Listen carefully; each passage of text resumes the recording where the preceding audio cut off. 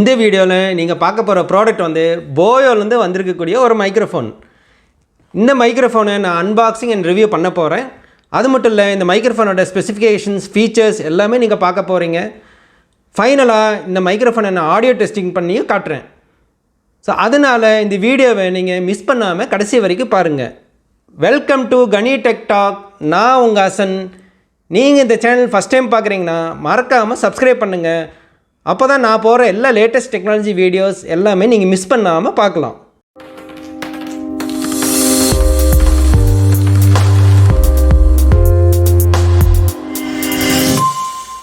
போயோலேருந்து வந்திருக்கக்கூடிய lavalier microphone BOYA மாடலை நம்ம இப்போ அன்பாக்சிங் பண்ணுறேன்.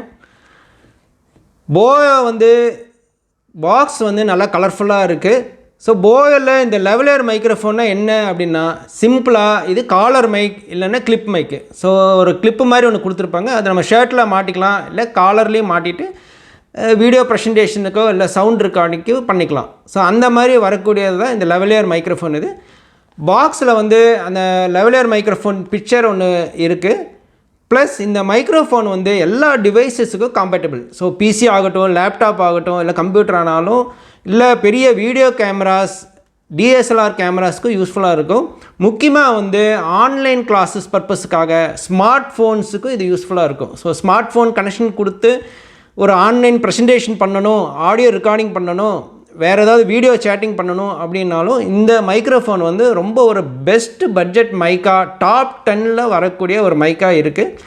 இந்த மைக்கை நம்ம இப்போ அன்பாக்சிங் பண்ணலாம். ஸோ பாக்ஸில் முன்னாடி நம்ம பார்த்துட்டோம். அடுத்ததாக பார்த்திங்கன்னா பார்க்ஸோட பேக்கில் ஃபீச்சர்ஸாக காம்பேட்டிபிலிட்டி கொடுத்துருக்காங்க. டிவைஸோட காம்பேட்டிபிலிட்டி ப்ளஸ் மெயின் ஃபீச்சராக இது ஓம்னி டைரெக்ஷனல் மைக்கு. ஸோ எல்லா பக்கம் ஈக்குவலாக கெயினில் இது சவுண்ட் ரெக்கார்டிங் பண்ணக்கூடியதாக இருக்கும். அடுத்ததாக பார்த்திங்கன்னா இது நாய்ஸ் கேன்சலேஷன் மைக்கு. ஸோ விண்டு, ஃபேன் நாய்ஸ் எது இருந்தாலும் அதை கேன்சல் பண்ணி கொடுக்கக்கூடிய ஒரு மைக்கான மெயின் ஃபீச்சர்ஸை கொடுத்துருக்காங்க. அதுபோக பேக்கில் மைக்கோட ஸ்பெசிஃபிகேஷன்ஸ் நிறையா கொடுத்துருக்காங்க. ஸோ இது எல்லாமே ரொம்ப யூஸ்ஃபுல்லான ஒரு ஃபீச்சர்ஸ் இது. ஸோ இந்த மைக்கை நான் இப்போது அன்பாக்சிங் பண்ணி உங்களுக்கு காட்டுறேன். ஸோ பாக்ஸில் நம்ம ஓப்பன் பண்ணதுமே ஒரு கேட்லாக் மாதிரி இருக்குது. அதில் இந்த கேட்லாகில் ஃபோனோட காம்பேட்டிபிலிட்டி ஃபீச்சர்ஸு எங்கெங்கே செட் பண்ணணுமோ, எந்தெந்த டிவைஸ்க்கு எப்படி செட் பண்ணணும் அப்படிங்கிறத ஒரு யூசர் மேனுவலாக கொடுத்துருக்காங்க. அதுபோக ஒரு வாரண்டி கார்டு இருக்குது. மைக்ரோஃபோனோட இந்த பவுச்சும் கொடுத்துருக்காங்க. ஸோ இந்த பவுச் ஒரு லெதர் ஃபீலாக நல்லா ஒரு ஸ்டைலிஷ் லுக்காகவும் இருக்குது. ஸோ இந்த பவுச் மூலிமா நீங்கள் ட்ராவல் பண்ணும்போதோ இல்லை பேண்ட் பாக்கெட்டில் ஹேண்டியாக வச்சுட்டு நீங்கள் எடுத்துகிட்டு போகலாம்.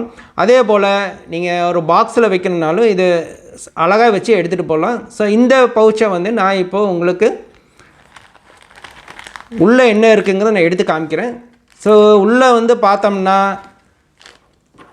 ஒரு மைக்கு வித்து வயர்ஸ் இருக்குது. ஸோ வயரும் பார்த்திங்கன்னா ரொம்ப லென்த்தான வயராக இருக்குது. அடுத்ததாக பார்த்திங்கன்னா ஒரு பிளாஸ்டிக் பவுச் ஒன்று கொடுத்துருக்காங்க. அந்த பவுச்சில் ஒரு விண்டு ஸ்க்ரீன், கிளிப்பு ப்ளஸ் ஒரு ஃபோனோ கன்வர்ஷன் அடாப்டர் 6.53 mm கன்வர்ஷன் பண்ணக்கூடிய ஒரு அடாப்டரும் இருக்குது. அதுபோக சில ஜெல்ஸு கொடுத்துருக்காங்க. ஸோ இதுதான் இந்த BOYA M1 மாடலில் வரக்கூடிய ப்ராடக்ட்ஸ் டிஸ்கிரிப்ஷன்ஸ் எல்லாமே இப்போ நீங்கள் பார்த்துட்ருக்கீங்க. ஸோ இந்த ப்ராடக்டை நான் ஒரு ஃபீச்சரை உங்களுக்கு நான் எக்ஸ்பிளைன் பண்ணுறேன். BOYA மைக்ரோஃபோனோட ஸ்பெசிஃபிகேஷன்ஸ், ஃபீச்சர்ஸ் எல்லாமே இப்போ நம்ம பார்க்க போகிறோம். ஸோ பாக்ஸில் மைக்ரோஃபோனோட இந்த லென்த்தியான வயர் கொடுத்துருக்காங்க. அப்புறம் ஒரு விண்ட் ஸ்பாஞ்சு, ஒரு கிளிப்பு, ஒரு ஃபோனோ பின் கன்வர்ஷன் அடாப்டரு 6.53 mm கன்வர்ஷன் பண்ணுற மாதிரி, அப்புறம் ஒரு LR44 பேட்டரியும் அவங்களே ஃப்ரீயாக கொடுத்துருக்காங்க. ஸோ இந்த மைக்கு ப்ளஸ் அக்சசரிஸ் எல்லாமே வந்து ஒரு பவுச்சில் போட்டு ஹேண்டியாக ட்ராவல் பண்ணும்போது எடுத்துகிட்டு போகிற மாதிரி ஒரு பவுச்சும் கொடுத்துருக்காங்க. ஸோ இப்போ நம்ம பவுச்சை நம்ம சைடில் வச்சிடலாம். இப்போ வந்து மைக் ஃபீச்சர்ஸை நம்ம பார்க்கலாம். ஸோ மைக் வந்து நல்ல மெட்டல் டிசைனாக பண்ணியிருக்காங்க.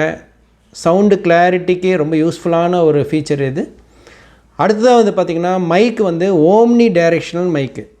ஸோ இது வந்து 360 டிகிரி கவரேஜ் பண்ணக்கூடிய ஒரு மைக்கு. ஸோ நீங்கள் ரூமில் வந்து எந்த டைரெக்ஷன்லேருந்து பேசினாலும் அது வந்து ஈக்குவல் கெயினில் அந்த சவுண்டை பிக்கப் பண்ணி ஒரு வாய்ஸ் ரெக்கார்டிங்க்கோ இல்லை ப்ரெசன்டேஷன் பண்ணுறக்கோ யூஸ்ஃபுல்லாக இருக்கும். ஸோ நீங்கள் மைக்குக்கு முன்னாடி பேசினாலும் சரி, இல்லை பேக்லேயோ இல்லை சைட்லேயோ இல்லை ஃப்ரண்ட்லேயோ எங்கேருந்து பேசினாலுமே, எந்த டைரெக்ஷன்லேருந்து பேசினாலுமே அது வந்து ஈக்குவல் கெயினில் அந்த சவுண்டை வந்து பிக்கப் பண்ணும். ஸோ அதுதான் இந்த ஓம்னி டைரெக்ஷனல் ஃபீச்சர் இருந்து. ஸோ இதை வச்சு நீங்கள் மைக்கை சென்டரில் வச்சு கூட நீங்கள் நடந்துகிட்டே எங்கே வேணாலும் பேசலாம். இல்லை இதை வந்து ஒரு 4 பேர் இருக்கிற இடத்துல நடுவில் வச்சு கூட பேசலாம். ஸோ அந்த மாதிரி இருக்கும்போது எல்லா சவுண்டுமே இதை பிக்கப் பண்ணி கொடுக்கக்கூடிய ஒரு ஃபீச்சர் இது. ப்ளஸ் நம்ம போடும் போதும் ஷர்ட்டில் மாட்டினாலும் அது ஈக்குவல் கெயினில் அந்த நாய்ஸ் பிக்கப் பண்ணி சவுண்ட் ரெக்கார்டிங் பண்ணுறதுக்கு யூஸ்ஃபுல்லாக இருக்கும். அடுத்ததாக வந்து பார்த்திங்கன்னா நாய்ஸ் கேன்சலேஷன் ஃபீச்சர் இது. ஸோ இதுக்கு வந்து இந்த விண்ட்ஸ்க்ரீன் வந்து ஸ்பாஞ்ச் கொடுத்துருக்காங்க. அந்த ஸ்பாஞ்சை வந்து நம்ம இன்சர்ட் பண்ணணும். மேலாக நம்ம நல்லா இன்சர்ட் பண்ணிட்டோம்னா மைக்கை ஃபுல்லும் கவர் பண்ணிடும்.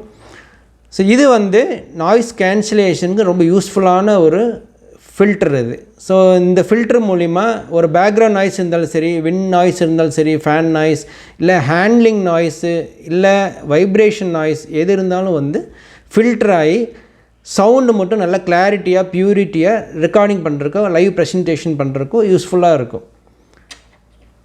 அடுத்ததாக வந்து பார்த்திங்கன்னா இந்த மைக்லேயே வந்து ஒரு சின்ன காடி கொடுத்துருக்காங்க. இந்த ஸ்பாஞ்சு கீழே இப்போ நீங்கள் பார்த்தீங்கன்னா தெரியும், ஒரு சின்ன காடி, இது காடி மாதிரி ஒரு இது கொடுத்துருப்பாங்க. அது வந்து இந்த லேப்பிள் கிளிப்புன்னு சொல்லக்கூடிய இந்த கிளிப்பு வந்து நம்ம இங்கே ஃபிட் பண்ணணும். ஸோ ஒரு அழகாக அந்த காடியில் அப்படியே ப்ரெஸ் பண்ணி விட்டோம்னா நல்லா போய் உட்காந்துக்கும். இந்த கிளிப்பு மூலிமா ஸ்ட்ராங்காக இருக்கிறனால நம்ம ஷர்ட்லேயோ டைலையோ வந்து மாட்டிக்கலாம். ஸோ இந்த மாதிரி ஷர்ட்லேயோ டைலையோ இப்படி நம்ம மாட்டி நம்ம வயர் இழுத்தாலும் வராத அளவுக்கு ரொம்ப ஸ்ட்ராங்கஸ்ட்டாக டிசைன் பண்ணியிருக்காங்க. ஸோ இது வந்து இந்த கிளிப்புக்கு நல்லா ஸ்ட்ராங்காக இருக்கிறனால இந்த மைக்குக்கு வந்து அந்த ஒரு அடிஷ்னல் ஃபீச்சர் இது. அடுத்ததாக வந்து பார்த்திங்கன்னா மைக்கை வந்து கொஞ்சம் ஒரு 1 மீட்டர் 2 மீட்டர் வயர் கொஞ்சம் கொடுத்துருக்காங்க. அதுக்கப்புறம் வந்து பார்த்திங்கன்னா இந்த சிலிண்ட்ரிக்கல் செக்ஷன் வந்து வந்துடுது. அந்த சிலிண்ட்ரிக்கல் செக்ஷன் வந்து இது பேட்ரி போடக்கூடிய ஒரு இடம். ஸோ இங்கே வந்து நான் உங்களுக்கு இந்த பேட்ரி ஸ்லாட்டை காமிக்கிறேன். ஸோ பேட்ரி ஸ்லாட் இருக்கக்கூடிய இடம் இது. ஸோ இதில் வந்து இந்த LR44 பேட்டரியை பார்த்திங்கன்னா மேலே பாசிட்டிவ் சைடு கொடுத்துருக்காங்க. இந்த பாசிட்டிவ் சைடில் இந்த பேட்டரியோட பாசிட்டிவை கரெக்டாக இன்சர்ட் பண்ணணும். ஸோ இந்த கிளிப்பு இருக்குது, இங்கே இந்த ஸ்ப்ரிங் இருக்கிற இடத்துல அந்த பாசிட்டிவ் சைடை இன்சர்ட் பண்ணி நல்லா ப்ரெஸ் பண்ணோம்னா இந்த பேட்ரி வந்து உங்களுக்கு இன்சர்ட் ஆகிடும். பாருங்கள், இப்போ இந்த ஸ்ப்ரிங்கை அமுத்தி விட்டு அதுக்கப்புறம் நல்லா உள்ளே அமுத்தி விட்டோம்னா போதும், இந்த பேட்ரி ஸ்லாட் நல்லா போய் நின்றுக்கும். அதுக்கப்புறம் இந்த சிலிண்டருக்கு மூடிடுறோம். இப்போ வந்து இந்த சிலிண்டரிக்கில் அடுத்ததாக பார்த்திங்கன்னா ஒரு கிளிப்பு இருக்குது கீழே. ஸோ இந்த கிளிப்பு வந்து நம்ம பேண்ட் பாக்கெட்லேயோ இல்லை பெல்ட்லேயோ மாட்டக்கூடிய ஒரு கிளிப்பு. ஏன்னா மைக்கை வந்து நம்ம ஷர்ட்டில் மேலே மாட்டிக்கிறோம். அதுக்கப்புறம் இந்த சிலிண்டரை வந்து பேண்ட் பாக்கெட்லேயோ இல்லை பெல்ட்லேயோ மாட்டிட்டோம்னா இது வந்து நம்ம பாடியில் ஸ்ட்ராங்காக பிடிச்சிக்கும். அதுக்கப்புறம் இந்த வயர் இவ்வளோ லென்த்தியான வயர் நீங்கள் எங்கே இழுத்தாலும் எவ்வளோ தூரம் டைரெக்ஷனில் நீங்கள் திரும்பி பேசணுன்னாலும் நீங்கள் பேசிக்கலாம். ஸோ அதுக்கு தான் இந்த கிளிப்பு வந்து ரொம்ப யூஸ்ஃபுல்லான ஃபீச்சர் இது. அடுத்ததாக பார்த்திங்கன்னா இதில் வந்து இந்த 2 மோடு கொடுத்துருக்காங்க. ஸோ இந்த ஸ்விட்சு வந்து கொடுத்துருக்காங்க. மோடு 2 மோடு பார்த்திங்கன்னா, ஒன்று வந்து கேமரா மோடு. ஸோ மேலே வச்சிங்கன்னா இந்த ஸ்விட்சை மேலே வச்சோம்னா கேமரா மோடுக்கு போயிடும். கீழே வச்சோம்னா battery off mode and smart phone mode. So ரெண்டும் சேர்ந்து கீழே வச்சுருக்காங்க. ஸோ உள்ளே ஒரு பேட்ரி போட்டிருக்கிறத வந்து இந்த நம்ம சுவிட்சை கீழே மோடில் ஆஃப் மோடில் வச்சோம்னா பேட்ரி வந்து ஆஃப் ஆயிரும். ஸோ பேட்ரி ஆஃப் இருக்கும்போது இந்த ஸ்மார்ட் ஃபோனுக்கு வந்து இந்த மைக் ஃபங்க்ஷன் ஆகும். இதையே இப்படி கொடுத்துருக்காங்க அப்படின்னா ஸ்மார்ட் ஃபோனுக்கு வந்து பவர் தேவையில்லை. ஸோ ஸ்மார்ட் ஃபோன்லேருந்தே வந்து இந்த மைக்குக்கு பவர் வந்துடும். ஸோ அந்த நேரத்தில் வந்து இந்த பேட்ரிலேருந்து மைக்குக்கு பவர் கொடுக்க தேவையில்லை. ஏன்னா ஸ்மார்ட் ஃபோன்லேருந்தே உங்களுக்கு பவர் வந்து இந்த மைக்குக்கு வந்துடும். அதே சமயத்தில் மேலே இந்த சுவிட்சை மேலே தள்ளோம்னா கேமரா மோடில் வந்து பேட்ரி ஆன் ஆயிரும். ஸோ பேட்ரி ஆன் ஆகி இந்த மைக்குக்கு வந்து பவர் சோர்ஸை கொடுத்துரும். ஸோ கேமரா மோடு யூஸ் பண்ணும்போது கேமரா பெரிய பெரிய camera DSLR camera professional camera எல்லாம் யூஸ் பண்ணும்போது இந்த மேலே இருக்கிற கேமரா இல்லைன்னா பேட்ரி ஆன் மோடுக்கு யூஸ் பண்ணணும் வச்சுக்கணும். சாதா ஸ்மார்ட் ஃபோன்ஸ் இல்லை லேப்டாப்ஸ் இல்லை பிசி கம்ப்யூட்டர் அதிலெல்லாம் வந்து கீழே சுவிட்சு கீழே தள்ளி இந்த பேட்ரி ஆஃப் மோடில் வச்சுக்கணும். ஸோ இப்போ வந்து பார்த்திங்கன்னா நம்ம கேமரா மோடில் வச்சுட்டோம்னா இந்த பேட்ரிலேருந்தே சோர்ஸ் எடுத்துக்கும் இந்த மைக்கு. அப்படி எடுத்தாலுமே உங்களுக்கு கிட்டத்தட்ட ஒரு 4-5 மாதத்துக்கு வந்து இந்த பேட்டரியோட லைஃப் வரும். ஸோ அது வந்து ரொம்ப அடுத்த ஒரு யூஸ்ஃபுல்லான ஃபீச்சர் இதில் கொடுத்துருக்காங்க. ஸோ நீங்கள் வேணும்னா இந்த சுவிட்சை ஆப்ரேட் பண்ணிக்கலாம், வேண்டாம்னா ஆஃப் பண்ணி யூஸ் பண்ணிக்கலாம். முக்கியமாக மேக்ஸிமம் பார்த்திங்கன்னா யூடியூபர்ஸ்க்கு வந்து ஸ்மார்ட் ஃபோனில் ரெக்கார்ட் பண்ணுறவங்க இல்லை பிசியில் ரெக்கார்ட் பண்ணுறவங்க ஆன்லைன் கிளாஸ் எடுக்கிறவங்க எல்லாேருக்கும் வந்து பேட்ரி ஆஃப் மோடில் தான் இருக்கும். அதனால் பேட்ரி வந்து ரொம்ப செலவாகாது. அடுத்ததாக வந்து பார்த்திங்கன்னா ஒரு 20 மீட்டர் ஒயர் ஒரு 6 மீட்ரு ஒயர் கொடுத்துருக்காங்க. ஸோ 20 அடி கணக்கில் வந்து பார்த்திங்கன்னா கிட்டத்தட்ட ஒரு 6.5 அடி மீட்டரில் ஒயர் கொடுத்துருக்காங்க. நல்லா லென்த்தியாக ஒயர் கொடுத்துருக்கறனால நீங்கள் மைக்கில் ஷர்ட்டில் மாட்டிட்டு இந்த மாதிரி ஒரு ஷர்ட்டில் மாட்டிட்டு நீங்கள் மொபைல் ஃபோனை வந்து ஒரு 6 மீட்டர் தூரத்துக்கு வச்சு கூட ரெக்கார்ட் பண்ணலாம். இல்லை நீங்கள் வேறு ஏதாவது ஒரு கம்ப்யூட்டரில் ரெக்கார்ட் பண்ணுறீங்க, PA சிஸ்டமில் ரெக்கார்ட் பண்ணுறீங்க, இல்லை கேமராவில் ரெக்கார்ட் பண்ணீங்க, ப்ரொஃபஷனல் கேமரா ரெக்கார்ட் பண்ணுறீங்க, எது இருந்தாலுமே வந்து இந்த மைக்கை வச்சு நம்ம இந்த ரூமில் வந்து எவ்வளோ தூரம் வேணாலும் நம்ம ஆப்ரேட் பண்ணிக்கலாம். ஸோ நம்ம நடந்துகிட்டே கூட நம்ம யூடியூப் ரெக்கார்டிங் பண்ணிக்கலாம், இல்லை வேறு ஏதாவது வீடியோஸ் ரெக்கார்ட் பண்ணிக்கலாம், இல்லை ஆன்லைன் கிளாஸ் நீங்கள் எடுக்கிறீங்க அப்படின்னாலும் தூரமாக கேமரா இருந்தாலும் பரவாயில்ல. இந்த ஒயர் லென்த்தியாக கொடுத்துருக்கறனால நீங்கள் நடந்துகிட்டே ரூம்லேயே நடந்துகிட்டே அழகாக ப்ரெசன்டேஷன் பண்ணலாம். அதே போல் குக்கிங் வீடியோஸ் எடுக்கிறவங்க இல்லை வேறு ஏதோ ஒரு யூடியூபர்ஸ் எல்லாமே வந்து யூஸ்ஃபுல்லாக இருக்கும். வீலாகிங் பண்ணுறவங்களும் இது யூஸ்ஃபுல்லாக இருக்கும். இந்த லென்த்தான ஒயர் தான் இந்த மைக்கோட மெயின் ஃபீச்சர் இது. ஏன்னா நம்ம நார்மலாக நம்ம நிறைய மைக்ஸ் வாங்கினாலும் அதில் லென்த்தி ஒயர் இருக்காது. 1 மீட்டர் 2 மீட்டர் ஒயர் தான் கொடுத்துருப்பாங்க. மேக்ஸிமம் ஒரு 5 மீட்ரு ஒரு 3 மீட்டர் அளவுக்கு தான் கொடுத்துருப்பாங்க ஒயர்ஸ். பட் இதில் வந்து கிட்டத்தட்ட ஒரு 6.5 அடி 20 அடிக்கு 6.5 மீட்ரு ஒயர் கொடுத்துருக்காங்க. அடுத்ததாக வந்து பார்த்திங்கன்னா இந்த பின்னு. ஸோ இது வந்து 4 போல் பின்னு, கோல்ட் பிளேட்டட் பின்னு. ஸோ அதனால சவுண்டு வந்து நல்ல கிளாரிட்டியாக ரெக்கார்ட் ஆகக்கூடிய ஒரு ஃபீச்சர் இது. ஏன்னா கோல்டு இருந்தாலே அது வந்து அந்த பின்னு வந்து நல்லா ஸ்ட்ராங்காக இருக்கும், டிஸ்டார்ஷன் ஆகாது, சவுண்டு டிஸ்டார்ஷன் ஆகாது, நல்ல குவாலிட்டியாக லைவ் ப்ரெசன்டேஷனுக்கும் ரெக்கார்டிங்க்கும் யூஸ்ஃபுல்லாக இருக்கும். அதில் இந்த பின்னு வந்து பார்த்திங்கன்னா 3 ரிங்ஸ் இருக்குது. பிளாக் ரிங்ஸ் பார்த்திங்கன்னா 3 ரிங் இருக்கும். அதனால இது வந்து 4 போல் பின், இல்லைன்னா இது வந்து ஸ்டீரியோ பின்னு இன்னொரு பேர் பார்த்திங்கன்னா 3.5 mm பின் இது. ஸோ இந்த 3.5 mm பின் வந்து எல்லா ஸ்மார்ட் ஃபோன்ஸுக்கும் யூஸ்ஃபுல்லாக இருக்கும், சூட்டபுளாக இருக்கும். ஸோ இது வந்து என்னென்னு பார்த்தீங்கன்னா இப்போ இருக்கிற புதிய லேப்டாப்ஸ் புதிய டிவைசஸ்க்கு எல்லாமே வந்து இந்த பின் சூட் ஆகும். சிங்கிள் பின்லேயே மைக் இன்புட்டும் ஆடியோ இன்புட்டும் வந்துடும். அதாவது சவுண்டு லெஃப்ட் அண்ட் ரைட்டும் ப்ளஸ் மைக் இன்புட்டு அதுவும் சேர்ந்து ஒரே பின்னில் டிசைன் பண்ணியிருக்கனால இப்போ இருக்கிற லேட்டஸ்ட் டிவைசஸ் எல்லாமே இந்த மாதிரி மாடலில் தான் டிசைன் வருது, பின்னு வருது.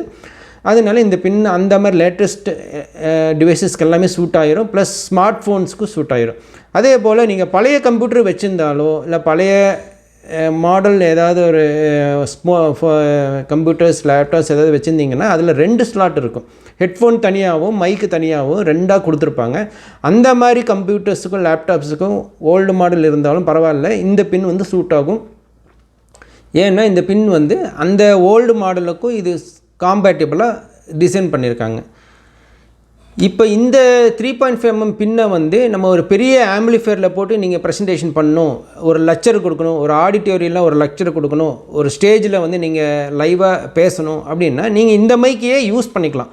இது நார்மலாக ஒரு ஸ்டுடியோ மைக்கு, பட் இதை நீங்கள் வெளியே எடுத்துகிட்டு போகும்போது நீங்கள் நார்மலாக ஒரு ஸ்டேஜுக்கு கூட இது யூஸ் பண்ணி பண்ணுற மாதிரி அவங்க ஒரு இந்த ஃபோனோ பின் அடாப்டரையும் இந்த பாக்ஸ்லேயே ஃப்ரீயாக கொடுத்துருக்காங்க.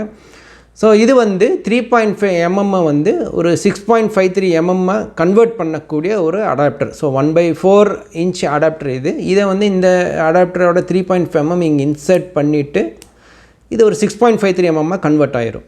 இதை வந்து நம்ம ஒரு பெரிய PA சிஸ்டமோ இல்லை PA ஆம்பிளிஃபையரோ இல்லை ஒரு பெரிய ஸ்டேஜில் இருக்கக்கூடிய ஒரு லெக்சர் கொடுக்குறீங்கன்னா இது யூஸ்ஃபுல்லாக இருக்கும்.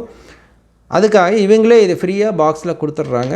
ஸோ இது இத்தனை ஃபீச்சர்ஸ் கொண்டது தான் இந்த மைக்ரோஃபோன். இது போயோலேருந்து வந்திருக்கக்கூடியது. ஸோ இதை வந்து மைக்ரோஃபோனை வந்து நம்ம இப்போ ஆடியோ டெஸ்டிங் பண்ணி காட்டுறேன்.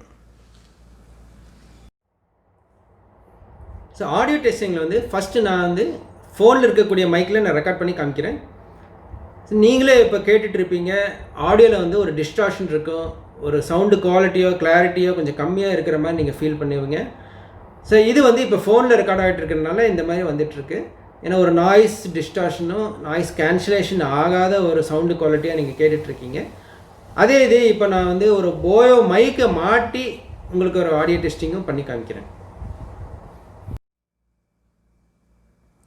இப்போ வந்து நான் அந்த போயோ மைக்ரோஃபோனை என் ஷர்ட்டில் மாட்டியிருக்கேன். ஸோ நான் பேசுகிற வாய்ஸ் வந்து இந்த மைக்கு மூலிமா ரெக்கார்ட் ஆகிட்டுருக்கு. ஸோ நீங்கள் இந்த சவுண்டு குவாலிட்டி கிளாரிட்டி எல்லாமே கேட்டுட்ருப்பீங்க.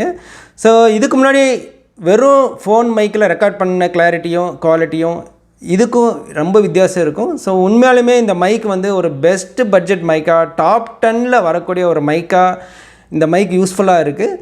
ஏன்னா இதோட சவுண்ட் ரெக்கார்டிங்கோ இல்லை லைவ் ப்ரெசன்டேஷனோ எல்லாமே ரொம்ப சூப்பராக இருக்கும்.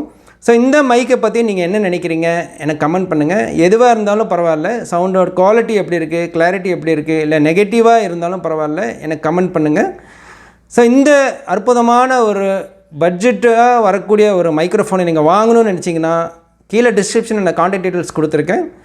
ஸோ இந்த வீடியோ உங்களுக்கு பிடிச்சிருந்தா லைக் பண்ணுங்கள், ஃப்ரெண்ட்ஸு கூட ஷேர் பண்ணுங்கள், மறக்காமல் கமெண்ட் பண்ணுங்கள். ஸோ இதே போல் ஒரு இன்ட்ரெஸ்டிங்கான வீடியோஸ்க்கு நீங்கள் சப்ஸ்கிரைப் பண்ணுங்கள். பக்கத்தில் இருக்கிற பெல் ஐகான் பட்டனை கிளிக் பண்ணி ஆல் நோட்டிஃபிகேஷனை கிளிக் பண்ணுங்கள். ஸோ மீண்டும் இன்னொரு இன்ட்ரெஸ்டிங்கான வீடியோவில் நான் சந்திக்கிறேன். தேங்க்ஸ் ஃபார் வாட்சிங். Have a nice day.